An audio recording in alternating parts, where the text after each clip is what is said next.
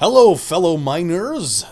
This is an edited version of an interview I did with Simon Viklund, who is one of the lead members of 10 Chambers Collective, the company that is making GTFO. I'm very, very excited about this game. Everything I've seen about it looks really, really cool, and after talking to Simon, it sounds even cooler. If you are a patron of mine at the $1 level or above, you can go to my Patreon and listen to a full version of this interview. We talked a little bit about recording with some of the Payday 2 stars. We talked about his a little bit more about his departure from Overkill, and you'll get to hear the 60 or so odd times I tried to interrupt him and my ums and ers and right, yes, and all of Charlie's screaming. So if you want to hear all that, check out the Patreon, patreon.com/JamesBlack47. Even if you're not a patron, you can listen to the very end of this interview where Simon shared a exclusive track from the game. Since, he does the music for the game, as we discussed during the interview, the music for the game isn't really like Payday's music. It's less of tracks and more procedurally put together different elements, just like the game itself.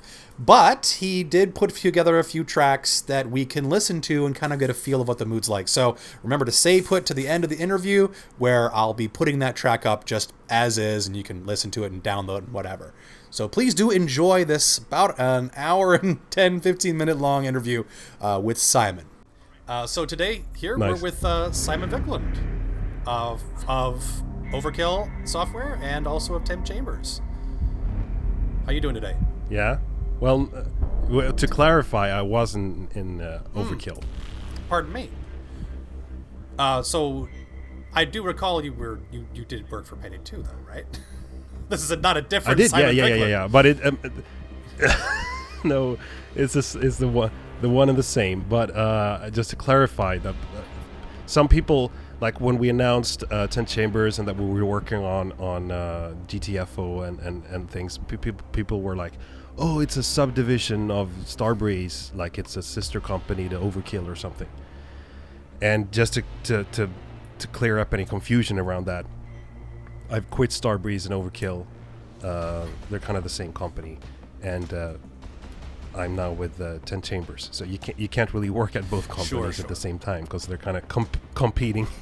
I don't know if it really matters. I don't know if it really pertains to our discussion today, because I really want to pick your brain about GTFO. Really, that's what I'm here to do. Yeah. Oh, that's nice. That's nice. Not that I will be able to reveal all that much at the moment, right. But we'll see what little tidbits you'll be able to extract. I will certainly ask from my brain. Yeah. So what is your for anyone who doesn't know anything about the game, what is your elevator for pitch for GTFO? What's your 40 seconds pitch? Well, it's a 4-player cooperative PvE first-person shooter game with a horror atmosphere and a very unpredictable elements in the gameplay, sort of. We don't really have an elevator. We have an elevator. There is an elevator, yeah. Prominently featured in the game. Every expedition you take during the when you go down into this underground complex where the game takes place. Every time you start an expedition, you drop down through this hole down through the complex. So there's the first teaser trailer features that not elevator shaft per se, but it's sort of some sort of a disaster created this hole, and that's where you're going down. It's almost like a theme park ride. They're all like strapped in. You almost expect like a greasy teenager to be like, "Hang on, guys, we got a little bit of problem with the ride. Just gonna hit this lever here, ka-chunk." Yeah, it's sort of. I mean, we had we wanted an elevator, and for the longest time it was more of a construction site sort of elevator. But then we wanted the start of the game every time you started to be more visceral, and more like a ride down into hell, like. Like what they do in the beginning of Aliens. express elevator to hell, like the drop down through from orbit down to the planet. Started like something more like, more visceral. I'm being too wordy here. Speaking of inspirations, obviously Alien is an inspiration. You just mentioned it. It's probably pretty foremost on your minds. Are there any other inspirations that you guys took? We like to point out. We would like to point out that even though Alien 3 is far from the most, the strongest entry in the series, it has a great atmosphere, and the setting is really nice. So we've drawn a lot from that with the people who are there against their will, and it's not Marines; they aren't combat trained, and that sort of ragtag, makeshift sort of feel to it, with the clothing and the weapons and whatnot. So these guys aren't, they don't really want to be there. They're being forced. Exactly. They're not going to be Space Marines, and you're not going to hear people be like, "Oh, we got more bugs entering the party." Like when they're not talking about the combat zone like it's some sort of, they're having fun. They're only there to extract whatever they've been forced to go down there and extract, and then go back up just to get the rations for the day, sort of. Because it's sort of a labor camp setup where these people are sent down there wonderful. Because their captors don't dare to go down there themselves, so they send these scavengers. So you got 4 guys, assuming you have 3 friends. You go down in this hellhole, you get stuff, you bring that stuff back, and then what? In Payday, there's a whole back end of stuff you do with all the stuff you brought out. Money, you buy weapons and equipment, you try to build a build to do your next, run better. What is the meta gonna look like? Because I guess these guys are there against their will. Is there any kind of like, oh, well, you get money or extra rations or something to buy equipment to send down to the next raid, or how does that work?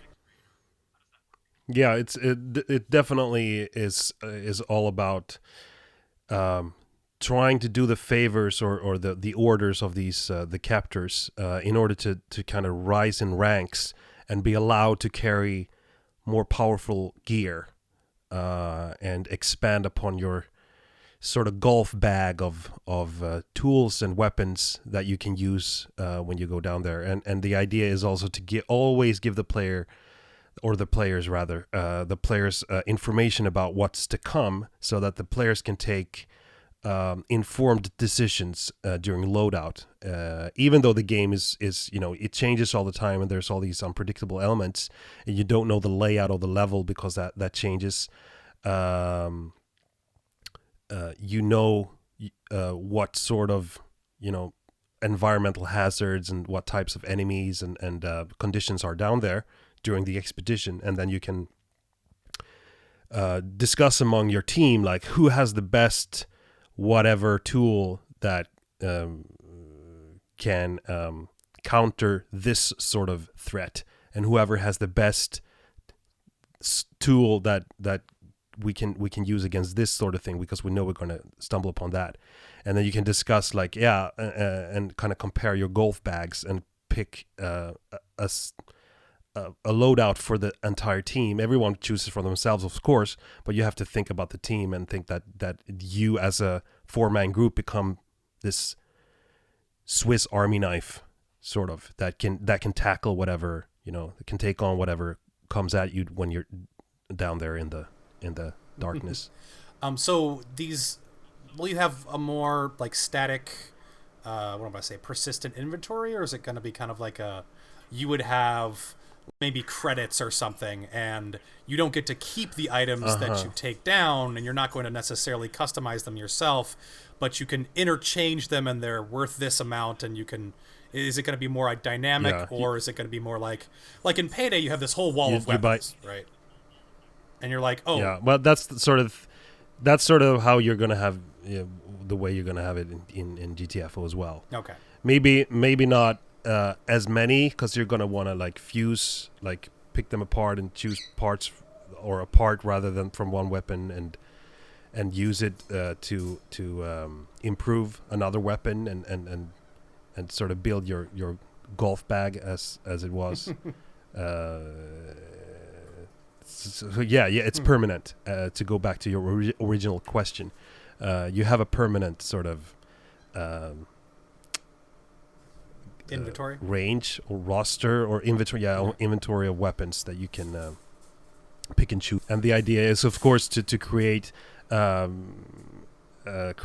different conditions and combinations of environmental hazards and conditions and enemies down there that not necessarily forces the player, but entices the player to try different combinations and not always play with the same. The same combination of weapon and tools will not always work. Yeah, that was an issue with Payday, was that there was one meta or three metas, and you would do that, or you just wouldn't do as well. So this is going to be a little bit more of a system where you might get sideswiped if you keep doing the same thing over and over. Yeah. Well, exactly. We want the players to try out different things in order to get better, and not only play like I only like stealth, so I play only stealth missions, or I only like this sort of thing because you never know what's going to happen down there. Exactly. You as I said, you get information, but it's just enough to go down there with at least some confidence, right. in your. We know there's going to be poison gas to complete the mission. We brought gas masks or something. Yeah, that sort of thing. Exactly. Yeah. EMP waves, maybe, that take out your electronic devices every 90 seconds. Maybe there's an EMP wave, and then someone brings some sort of an EMP shield, but then everyone has to stay close to that person that carries the EMP shield. That's sort otherwise of their equipment goes out. Exactly, for a couple of seconds or something like that. So we're thinking of all these interesting gameplay sort of approaches or elements. Yeah, I recall someone saying something about it being kind of like a puzzle, more puzzle elements. As I mentioned earlier, already in the loadout, it's sort of a puzzle because you gotta you want to carry, as a team, you want to carry more things than you actually have room for. But yeah, even down there, it's puzzle. There are puzzles. Okay, so more like puzzles, like gamer, like step on this panel and then that panel and then flip this switch, or it's not Uncharted in the sense that you come into this huge room and there's like 8 clocks on the wall and you have to turn the arms of the clocks or something. Like it's some sort of a ancient that's it's the not Aztec word it's for not bread. Indiana Jones. Yeah, and you gotta Google coordinates, and no, it's more like you have to coordinate your movements as a team and go to certain areas and solve little like hacking puzzles, it could be like one person has to carry something and can't defend himself or herself during while you're carrying this thing, and everyone else has to cover that person.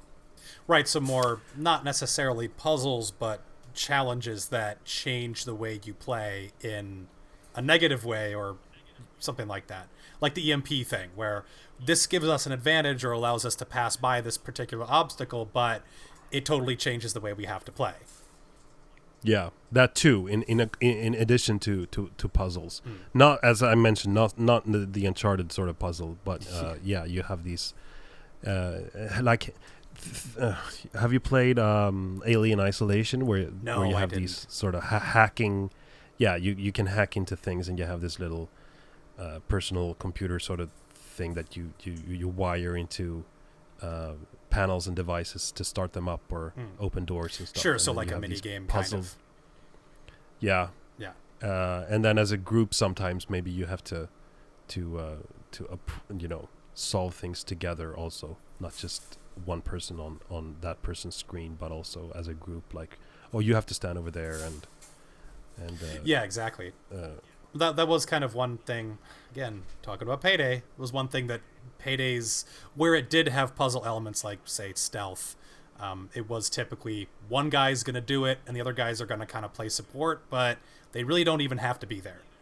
So it does sound like GTFO might have puzzles or challenges that will require more than one person to do more than one thing at the same time in order to pass. Definitely, by. yeah. No, we will totally have failed our, the intention of our game design if it's possible to play, one person doing all the things and everyone else just hanging back or something. It's just that's not gonna be the how it works. And then this sort of goes back to the inventory question, but it was sort of important to me. How is the the beginning middle game going to look different from the end game? I know that is one thing, like with the whole infamy system. A lot of games with persistence, there has to be some sort of end game challenge in order to have people keep playing. So how is it you're going to be able to keep people playing past the 40, 50 hour mark where they kind of know what to expect from different enemies? They know what to expect from all the game systems. They basically know everything. But are there going to be any new challenges or more prestige or something like that? Oh yes. I can't. That's one of the things that I can't really go into detail about. But yes, this is a game that by its nature is going to be able to keep people interested and engaged for hundreds of hours. Really excellent. Yeah, because I know that I can't say exactly what the elements or what makes up that. It's not going to be like Infamy. It's going to be something different. How is it different going from working with a larger studio to working with a very small studio? How does that dynamic change? I love the fact that you can put more of an imprint on the end product. Working on in a larger team on a more like corporate company, you can feel more like you're a small cogwheel in a very large machinery, and you're kind of just going through not going through the motions, but you can't really put your imprint on things and be all that you can be, sort of. Yeah, there's a plan, and you kind of have to exactly, and it's understandable that that's how it is, but well, I think everyone who's in this team, me included, Ulf more than anyone, I think, wanted to get back to, hands-on game development and have, less meetings and more, getting your hands dirty, sort of. Yeah, late nights. Yeah, I mean that's one of the negative aspects of it, of course. Everyone has to wear many hats, and if something goes wrong, only those few people that we are can solve it. So it's just all hands on deck. You can't really disappear into the many. The crowd, sort of, and just hope that someone else solves the problem.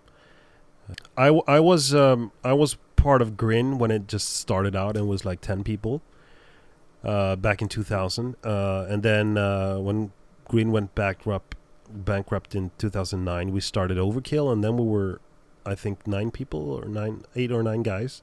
So we've been in this situation before, both Ulf and I. So now we're 9 people in 10 chambers. So it's like third time's the charm here. I've almost always enjoyed games that are from smaller developers more. It just seems like because you have these limits on your time and on your money, you really have to focus down on what is important for that game to be good. And there aren't a bunch of things tacked onto the side or the top that are unnecessary. Ultimately, it's like you just have to edit more or plan better in the beginning stages. Yeah. And that's I've always appreciated that. Yeah, I totally agree. And I was about to say, you can also do things when you're self-funded, if you dare to do them, of course, that larger companies that want to do more of a mass market product can't do.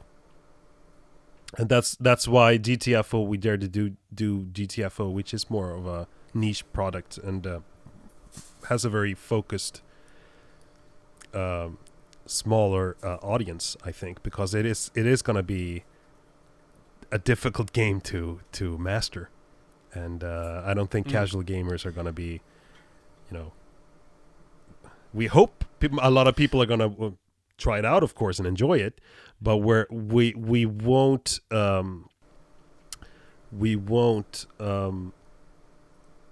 let the idea or the ambition that it should be broad market or mass market rule our design decisions. So we can actually do, like, if there's something tricky, if there's something that's going to be tricky for people to do and demand a lot of coordination and communication and cooperation between the players, which is what the game is all about, then we're going to do that regardless of, but it's going to piss off people who want to play the game this way. Well, maybe, they can find other games, maybe. Exoticism. I know this is going to be a little more of an industrial style game, but some people might be thinking of Dead Space when they see, space zombies, essentially. Are there going to be any exotic types of weapons that don't function in the same way, like a gun or something? Like, gravity mines or bouncing lasers or anything like that? Well, it's,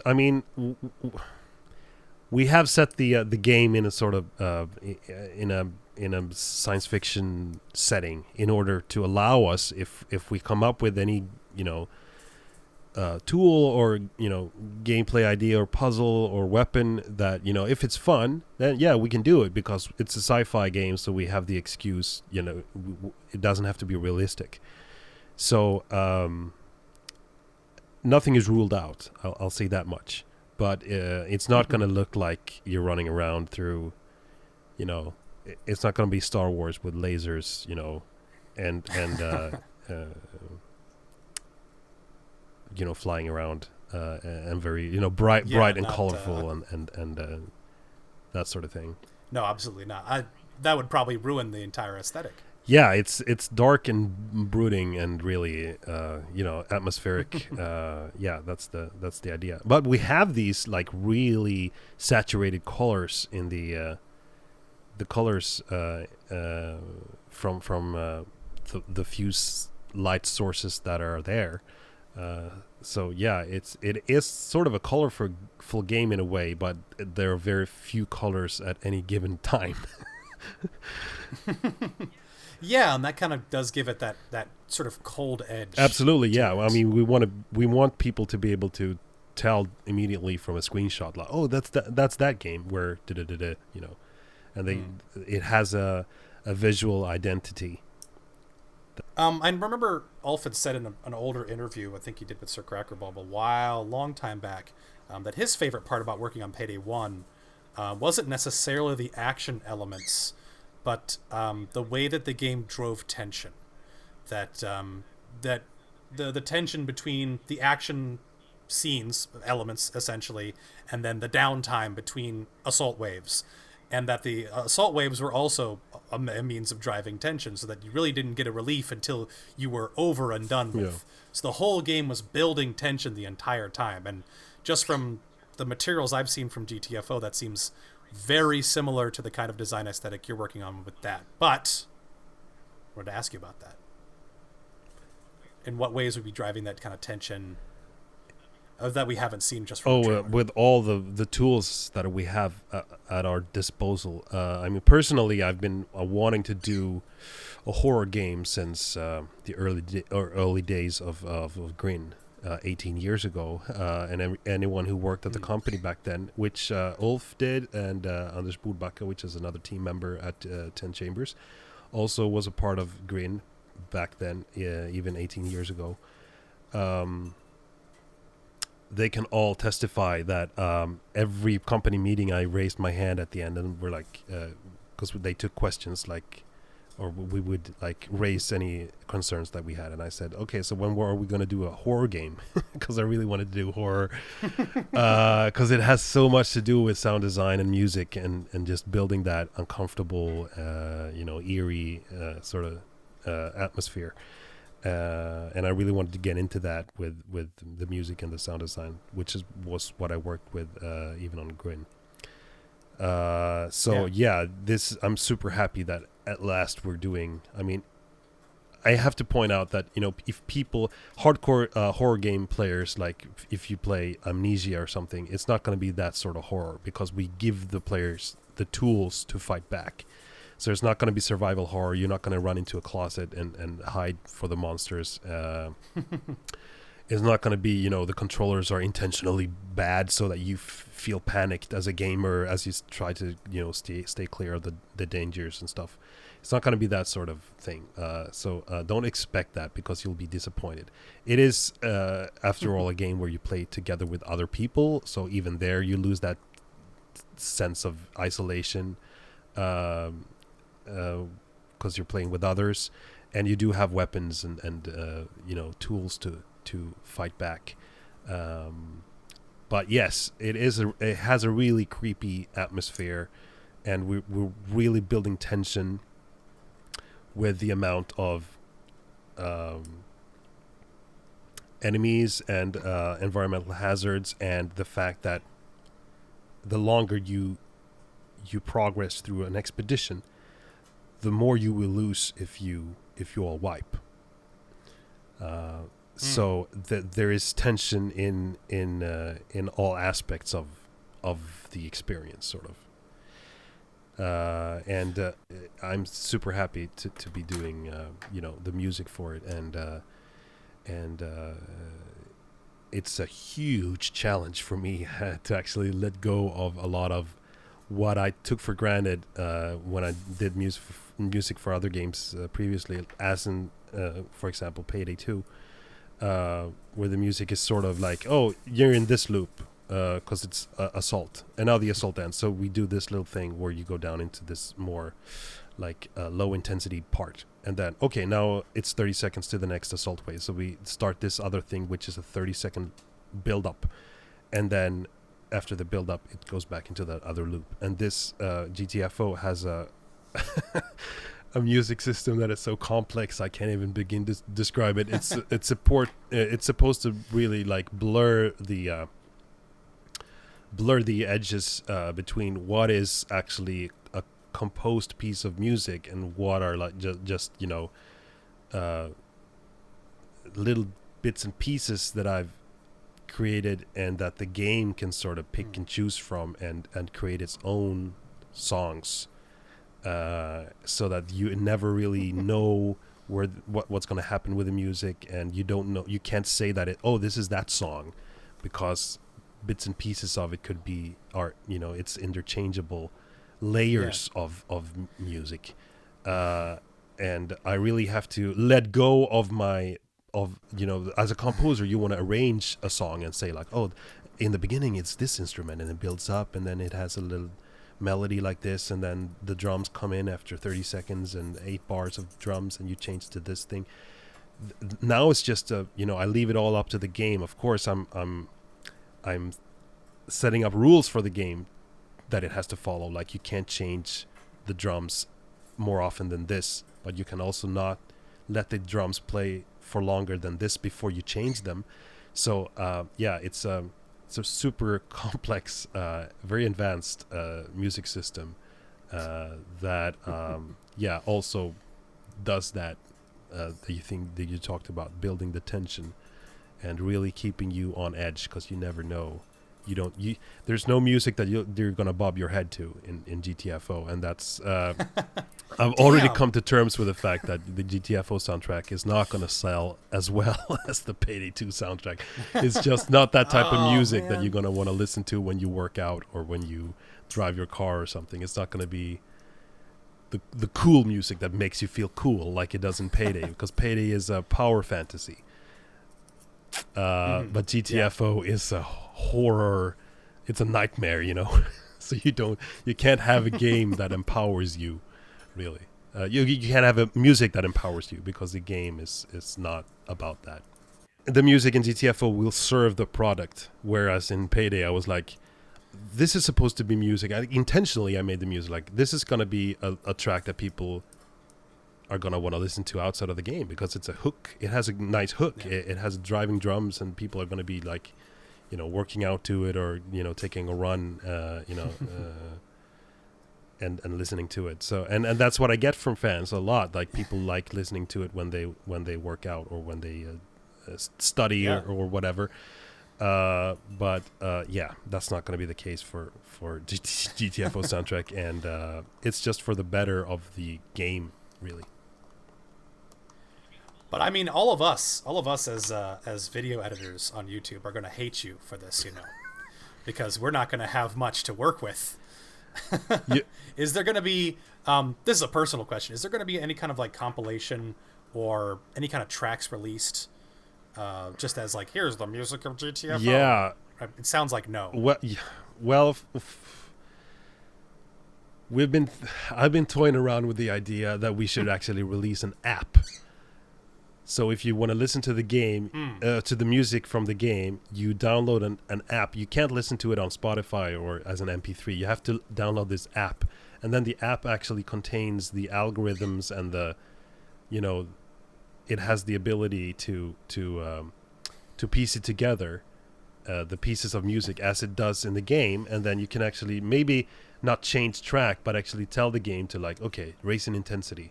Okay, now I'm hidden, and then you can actually push these buttons to sort of make the game, make the engine, the music engine, adapt to the mood that you tell it to go into. We'll see. That sounds like a very ambitious thing to do, but it's sort of to do it properly. You would have to do it that way, but yeah, sure. It's some shape or form it'll be released. I just have to. I mean, it's. You would have to. Yeah, you would have to get it all set up. Yeah. Yeah. Well, if even if it's supposed to be released on Spotify or as MP3s that you can download and listen to, it's going to be a version of the songs. Like I chose this melody and this bass line and this pad and this synthesizer arpeggio or whatever, and I pieced it together. But if you start the game, you might not hear that exact combination of melodies and arpeggios and musical layers, even if you play the game for 100 hours, So, I mean, just as like from my perspective, it's going to save us a whole lot of time if you do that. I mean, we'd very much appreciate if you did that. Yeah. Just saying. Yeah. But that's a good point. Like, obviously, we want to make a game that is streaming friendly and YouTube video friendly, and because we're relying on word of mouth and social media, people spreading the word that way. Obviously, we want to make some sort of a package with the game logo, and images of monsters or things from the game that people can use when they create these little YouTube thumbnails, the sort of sort of clickbaity things with the game logos stuff and a face that looks horrified. I appreciate. And then horrified face. Oh my God, gone sexual. And then maybe music should be part of that package then, and actually give people like a sort of a soundtrack that they can use if they want to. That is from the game, but sort of yeah. In terms of you mentioned Twitch and YouTube, I know there are some games. Now, what was it that I was just thinking of? There's a game out there. I'm not going to spend time remembering it. That has like Twitch integration, and the people watching on Twitch can like pay a fee or do whatever to like send more enemies at the streamer and like basically screw with them. Yeah. Is there anything like that you guys are thinking of? I thought of that I think 2 years ago or something. I was like, maybe we can put this in the game. But I don't know to what extent people are going to be, enjoying enjoying that. It's not that's not the aspect of the game design or the game in general that we want to we want to innovate. That's not the aspect of the game where we want to innovate. And as you say, someone's already done it before. So it is a nice idea. It is absolutely, but I think the game is going to mess with people enough. Fair the game enough. itself is going to mess with people enough. So, and we just try to focus on making a game that innovates as much as possible on the cooperative elements, and just have people get these super interesting situations where they're really forced to think as a team and work together and coordinate and communicate well. Excellent. I don't mean to switch gears, but I actually had a question from a note I just made like 20 minutes ago. Part of Payday was, or part of the cool part of Payday was that like you could basically go as far as you wanted in terms of grabbing crap out of a bank. Like, oh, there's just still more money in there. Let's go back in. I was just playing that dwarven mining game where you go. It's like space dwarves in a mine. And Deep Rock Galactic. Yeah, Deep Rock Galactic, exactly. And I was kind of disappointed that you couldn't just keep mining, just keep digging. But you can't keep going on new missions, right? But you want to do it within the one mission. I just want to, I want to poop sock that one mission just as hard as I possibly can. It's procedurally generated. I mean, come on, guys. I understand that like it interferes with the flow of the game. But in terms of the flow of your game, is it an endless pit that can just basically keep going and going and going? Because it gets harder as you keep going. As you said, you run out of resources, you're going to stop being as effective, and you'll start losing guys and basically wipe. Is it like an endless pit, or is there like an end to these procedurally generated levels? Theoretically, we can... Well, so that's just... I mean, how many people are really going to enjoy that? That's the question. But yeah, it has a sort of a generated aspect to it, and you can just string together these endless segments and have the game create a level that is I would endless. love that to be an option.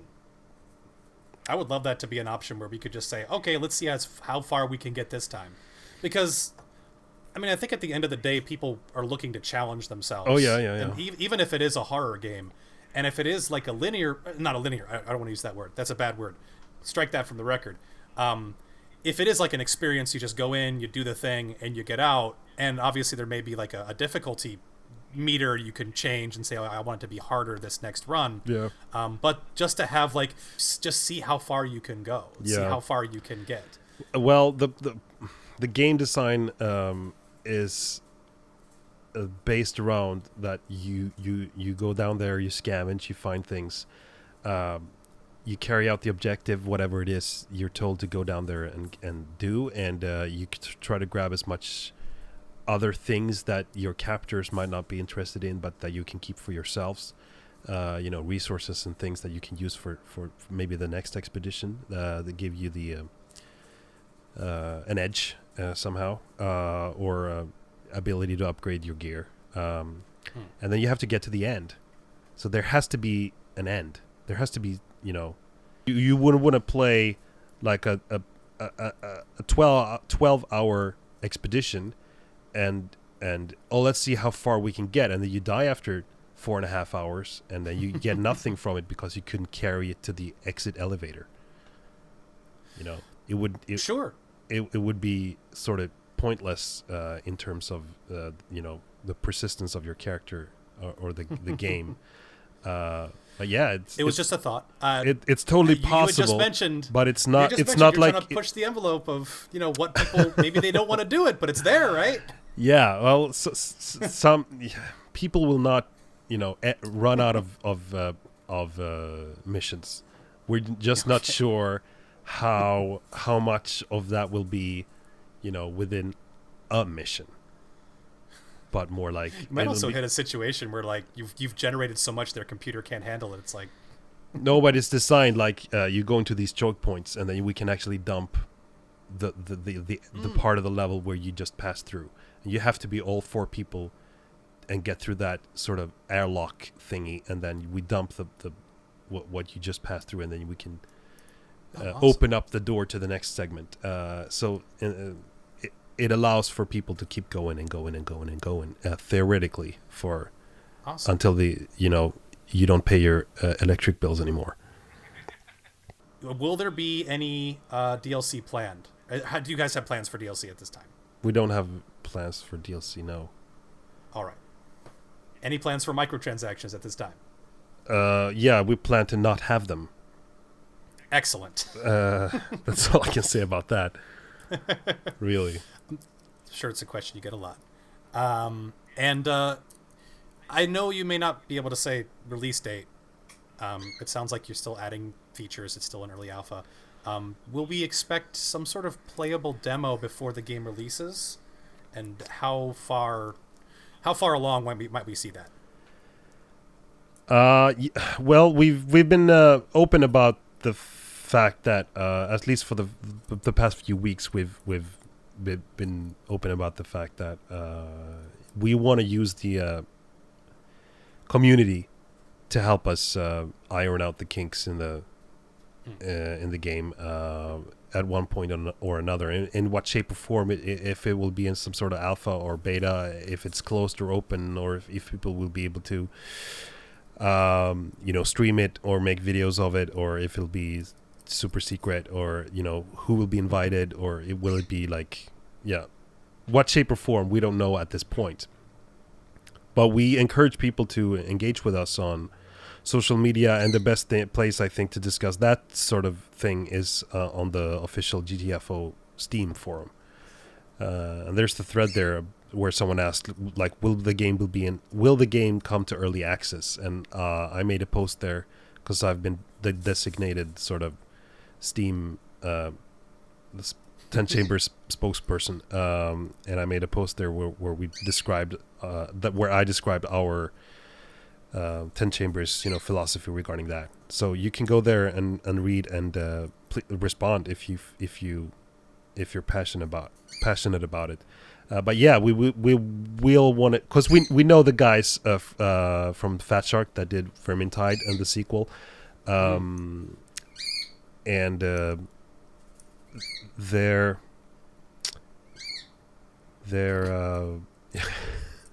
That's Charlie. He's just freaking out. He sees something outside. Okay, hi Charlie.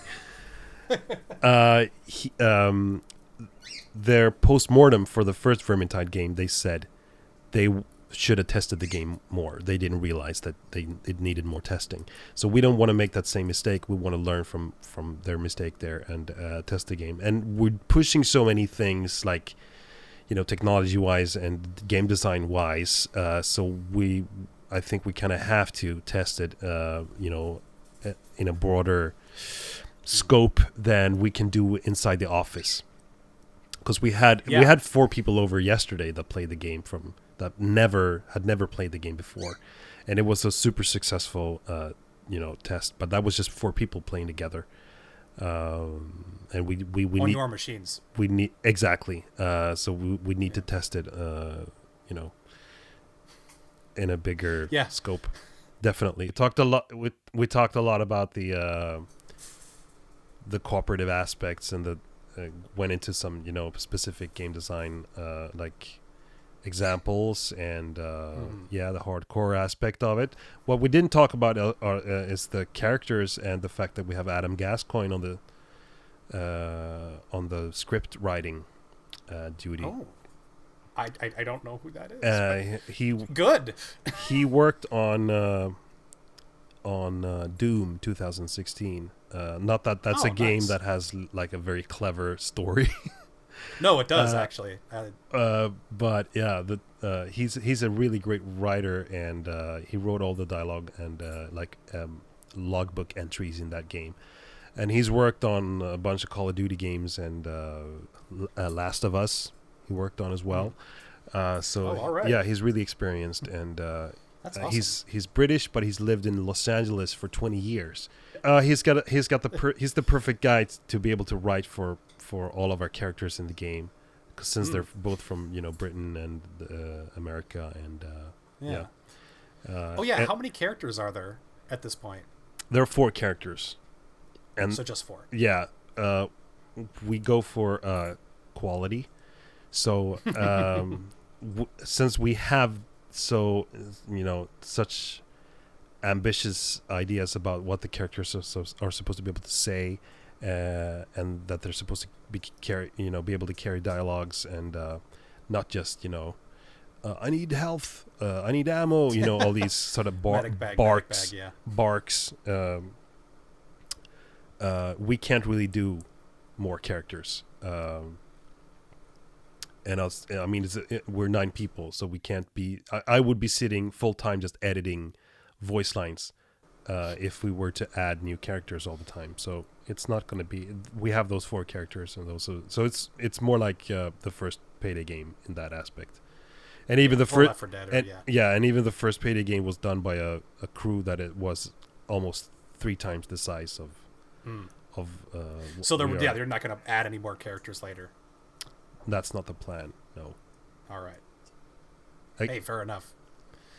I think people are gonna appreciate when they play GTFO that because they're gonna notice what we do with the characters and what the fewer characters allow us to do, because that's a restriction that we put on ourselves in order to be able to expand upon other aspects of the experience, mainly dialogue. That is something that people have been very hungry for in Payday 2 is character development for individual characters, and it's very difficult, I can see, within the system that you can't have people monologue that much, and you can't have people talking to each other specifically as, like, I would talk to Bonnie this way, but I have a different, like, relationship with Chains. Like, you really can't do that. Yeah, it's impossible. Very difficult. And I think Payday 2 has, like, what is it, 15 or more characters now? It's 16, 17. Yeah, it's impossible. It's completely impossible. And it's just if you choose to do more of one thing, then you have to do less of something else. So I mean, that's what happened between Payday 1 and 2. Like, we moved all of the exposition from the characters to Bane, and then the characters didn't have these dialogues that they have in the first game. And we didn't think that people would notice or that people would really miss that, but they seem to do that. And then now at 10 Chambers, we're trying to pick that ball up and keep running with it, because we want to do more of what we did in Payday the Heist, the first Payday game.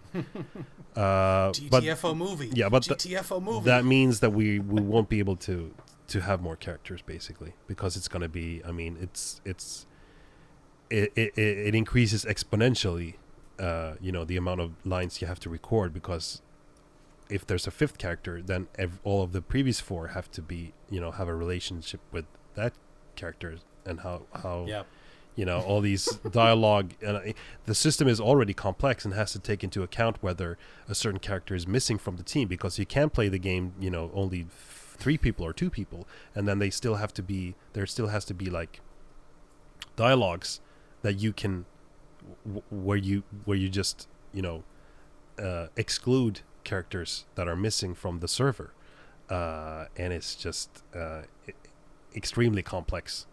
So we have this dialogue system that's pretty advanced to try to solve that in some shape or form. It's just like the music, yeah. Yeah, it's like the music, and so if you play like just by yourself, or there'll be like 3 AIs controlling other characters, or is it just gonna be you, only you? It's just gonna be you. At this point, I can't even say if that's gonna be technically possible to play alone. Oh wow, really? Yeah, we're I mean,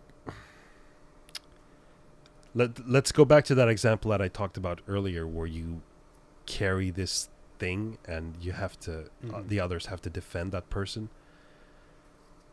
If you're the only guy, it's not going to work out, and it's not even all, it's not always some the problems are not always going to be of the nature where firepower is going to solve it. You want people to stand in certain positions, and you want them to solve things, and you want them to sneak past and sleeping enemies in a certain angle, or around a certain place them and stuff. And just in general, the what you expect from teammates in GTFO, bots are not cut for. They're not going to be able to do that. And we just want to do a cooperative game that has a really high very demanding for the players, without with no abandon. We just want to throw ourselves into that and say yes to all the gameplay design ideas that we come up with that makes it better in that regard, without having to think about but how are people going to be able to play that alone. And we want to push the cooperative aspect of it and innovate that aspect, and make it the one game that really puts gives a challenge to all the people that play cooperative games. Rather than having to innovate on the bot as well.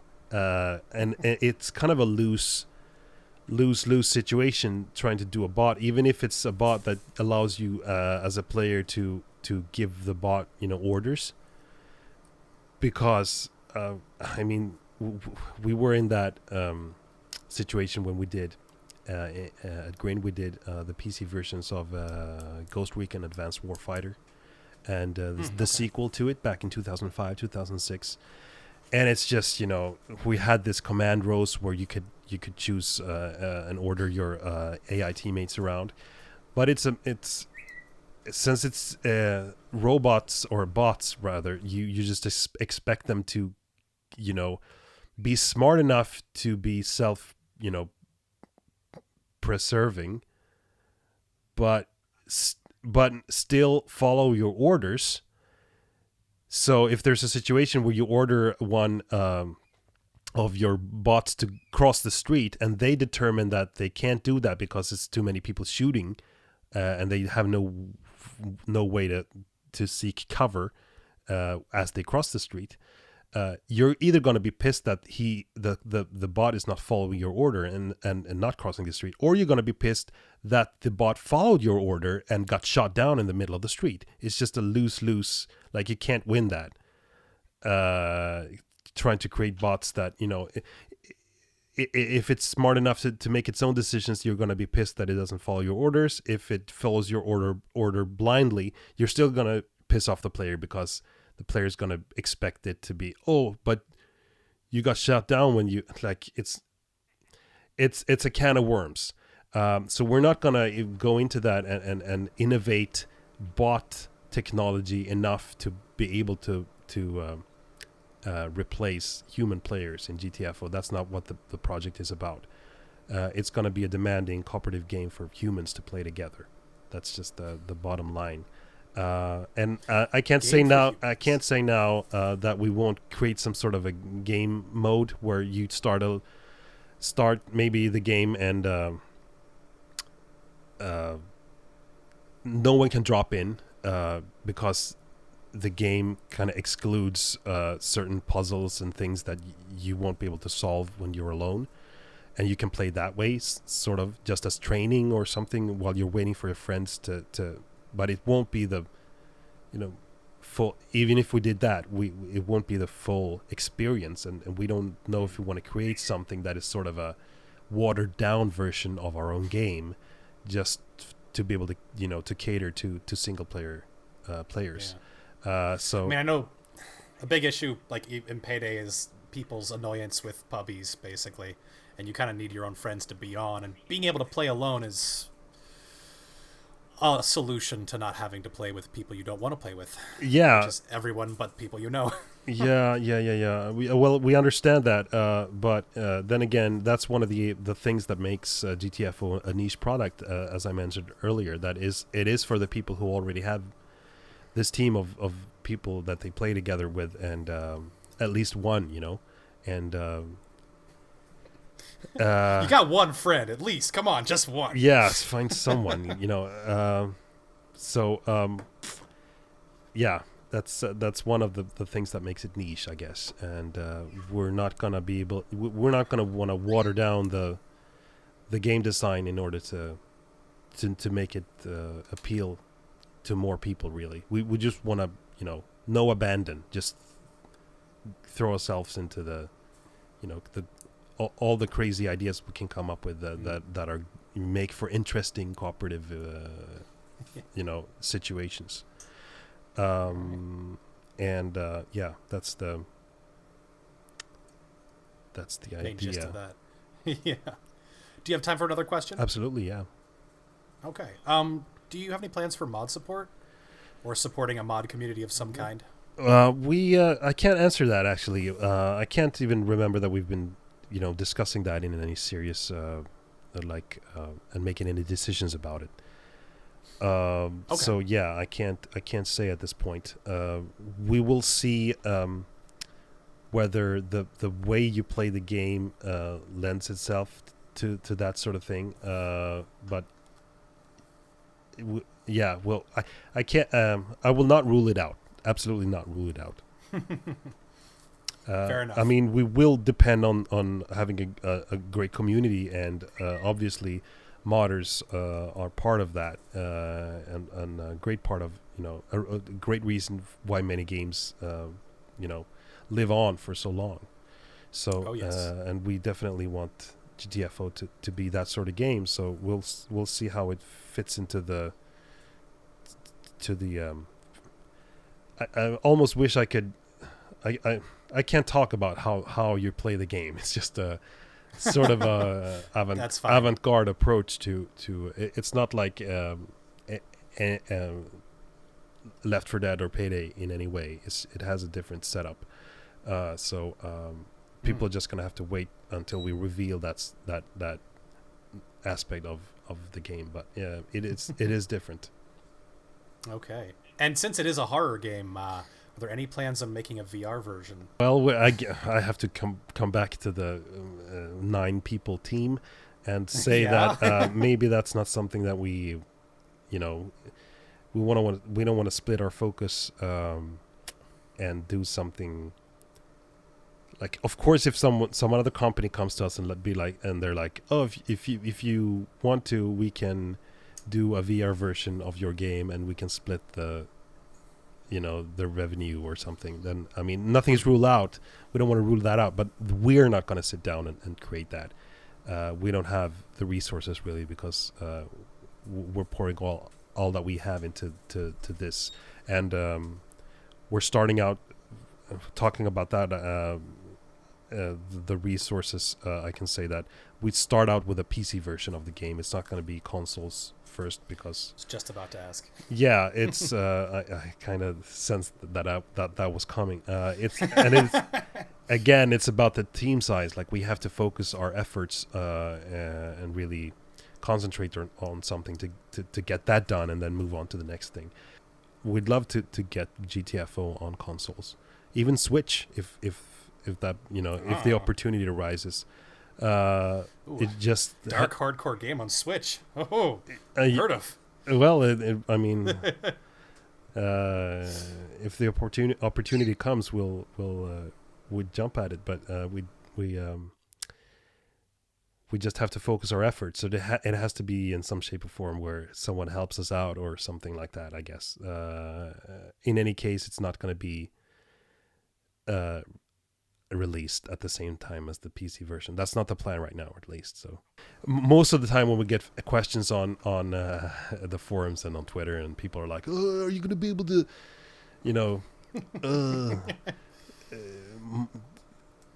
I only have an N64. Could you run that on the N64, please? No, but yes? It could be any aspect of the game. Like, can you create your character and choose between 100 hairstyles and things like that? And we're like, okay. And I feel so tempted to write back every time, like, okay, what other game that was developed by less than 10 people can you point to that has this thing that you ask for? If you can point to one other game that is developed by less than 10 people that has that, then maybe we can start discussing it. But even the first Payday the Heist was created by, as I mentioned earlier, almost 3 times the people that this game is developed by. Yeah. So at least twice the people, we're a very small team, and we have to be really clever about how we develop the game in order to get anything out the door. So we don't want to split our focus. VR, I don't think so. Probably not, but we're not ruling it out. Console, yeah, hopefully. And we're definitely not ruling it out, but we have to wait and see how that works out. No current plans, sure. Just one quick question about the infrastructure. Is it going to be peer-to-peer or like a server setup for fighting matches? It's going to be peer-to-peer. Okay. I mean, with just 4 people, it wouldn't be that big of an issue. No, we don't think so. Absolutely not. And we don't know how that'd be like. It would be a cost, I guess, on us as developers to keep running that server and maintaining that. And I don't think we're prepared to do that. You would again have to hire more people. With a niche product as GTFO, I think that'd be hard to defend that sort of that regard. Hey, fair enough. All right, well, thanks for taking an hour and a half or more out of your day for talking with me. Thanks for having me. It was super fun, and I just have to hope that my colleagues that they're not angry at me if I revealed anything that we were supposed to say. I don't know if maybe you revealed very little. Maybe for you it felt like I was really restrictive, but my colleagues might think that I wasn't restrictive enough. For them, they were like, "Shut up!" Yeah, don't say these things. Now we have to deliver. Don't tell them it's a game. Now we have to deliver Jesus on Christ. it, man. Thank you. I just wanted to mention. You said that we're in pre-alpha phase now. I don't know what we would call it, but it will be sort of a game as a service sort of thing where we keep supporting the game and adding features and things after release. So even design. If I talk about things that we're thinking of, or I'm describing it as a way of thinking about design ideas that we maybe haven't even come up with yet, then that's because we don't have to have come up with all things, deplete the source of all ideas that could be had for GTFO before release. We can actually keep coming up with stuff even after release. So I think I'd say we're I'd say we're at least further ahead than pre-alpha. Just to correct you there, but it's we can keep coming up with these game design ideas and these puzzles and these new monsters and environmental hazards and even segments in the game that are added post-release, just to add to this the randomly generated the box of things that the game can just grab stuff out of and throw at the player. Oh yeah, well that sounds really cool. So you absolutely cannot tell me at what time approximately we might get a demo of some kind of this game. No, sorry. Damn. Well, I tried. Mum's the word for me now, so. All right, fair enough. Well, on that note, have a wonderful rest of your night. Thank you. Actually. GTFO, everybody, go pre-order it. Or you can't even do that, but when it's available, go to Steam. Yeah, go to Steam. Buy Steam. Add it to your wish list. Please engage with us on social media, mainly Twitter and the forum on the Steam forum, but also Reddit. We don't control the Reddit; it's completely the fans there. But we have we have 2 moderators that are ours on Steam, the Steam forum, so that's more like our forum. But I just want to point out that the Reddit is sort of by the fans for the fans, but we lurk there. And I think I've answered a couple of questions once in a while there. But yeah, there's so if you do say something there, Papa Viklund might actually see it and respond. Absolutely. So go ahead. Yes. Pour your hearts out. Yes, and even more so on the Steam forum. So if you want to grab our attention, just contact us on social media. And I'm very. And as a favor to me, if you have any really dumb questions, ask them a lot, multiple times. Yes, please. Make new accounts too. And please request the game features that are obviously, prominent in games developed by 200 or more people. Really like to know if it's going to be an MMO at some point. Can you drive vehicles? All the games that I like have vehicles in them. You should be able to drive vehicles in this game as well. Yeah. Okay. Can you have mounts? We want mounts. Can we have mounts? Yeah. Can I scan my face and then put it into the game and be in the game? Yeah, I want a VR, riding a wolf in VR, and samurai swords. Is there gonna be in-game currency I can buy with actual money? Because I don't play games, but I just like to buy money. Buy money. Disney bucks. Oh, there's I want so to buy many some things money. wrong with that. All right. I'm gonna let you go, but thanks for having me. See you around. And ladies and gentlemen, as promised, here is the track that Simon was able to provide me. This is sort of a collection, I guess, since it's all little different parts put together in a more composed way for this track. But this is an example, I suppose, of the mood music, the music that will set the tone and the tension and the mood of the horrible hellhole that you'll have to be crawling into to extract precious glittery gems of, I guess, whatever the hell space zombies like to guard in the middle of space. Do enjoy.